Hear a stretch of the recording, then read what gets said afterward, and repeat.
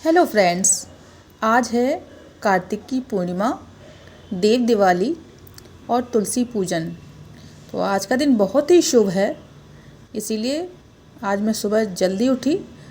सोचा कि आज चलो मैंने संकटा माता का उद्यापन बोला था, तो वो भी मैं आज कर लेती हूँ क्योंकि आज बहुत अच्छा दिन है।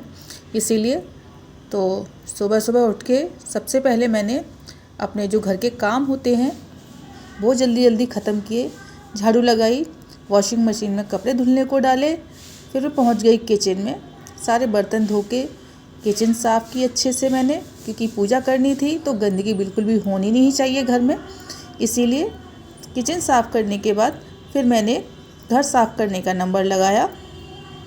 तो सबसे पहले मैंने घर को धोया अच्छे से, क्योंकि पूरा जो हफ्ता निकल जाता है ना मेरा, मैं उसमें से पोछा मार पाती हूँ, घर को धो नहीं पाती हूँ, इतना टाइम नहीं होता है मेरे पास। इसलिए तो वो मैं छुट्टी के दिन ही करती हूँ।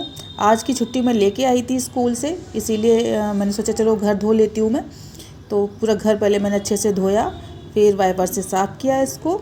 जल्दी जल्दी काम ख़त्म करना था मेरे को, क्योंकि जल्दी ही इसमें खाना खिलाया जाता है जिनको भी हम इनवाइट करते हैं। जैसे मैंने अपनी देवरानी वगैरह को इनवाइट किया था, जैसे तुलसी पूजन था तो वो लोग भी तुलसी पूजन करके ही आई थी, और तब तक मेरी छोटी वाली भाभी भी आ गई थी।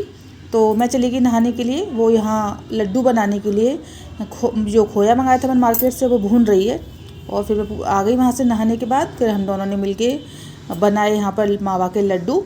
तो ये मावा के लड्डू कैसे बनाए जाते हैं उसकी रेसिपी मैं आपको शेयर करूँगी, प्लीज़ उसको भी ज़रूर वॉच करना आप। बहुत ही आसानी से ये लड्डू बन जाते हैं और बहुत ही टेस्टी होते हैं।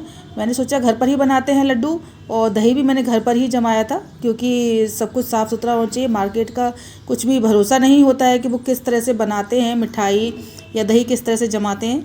इसीलिए मैंने सब कुछ यहाँ पे अपने घर पर ही ठीक से बनाया है, साफ़ सफाई से। तो ये देखिए दही भी हमारा अच्छे से जम गया है। और इसके बाद फिर देखिए हमारे तब तक लड्डू भी हमारे पूरे बनके तैयार हो गए हैं।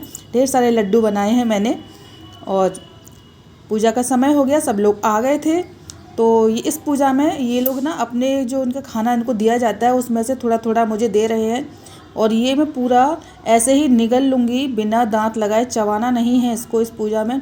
सबसे बड़ी बात यही होती है कि ये इस तरह से ही खाया जाता है, और बिल्कुल भी बोलते नहीं हैं इसमें पूजा में। पूरा जब भी तब पूजा तक समाप्त नहीं हो जाती तब तक हम ऐसे ही चुपचाप से ही पूरा खाना अपना ख़त्म करते हैं।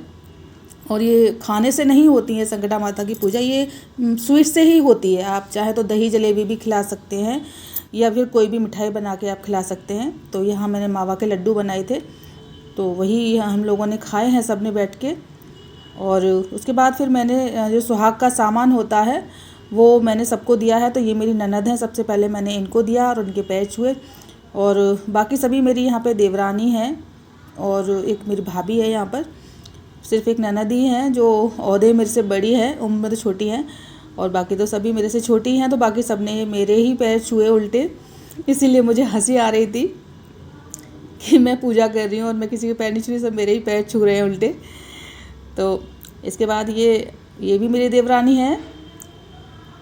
मेरा परिवार बहुत बड़ा है, तो अभी यहाँ पे सब लोग इकट्ठे नहीं हुए हैं। ये मेरी छोटी वाली भाभी है, और बाकी ये दो जो हैं वो मेरे पड़ोस में रहती हैं। ये भी मेरी देवरानी ही लगती हैं, वैसे एज में मुझसे बड़ी हैं बट मेरी देवरानी लगती हैं।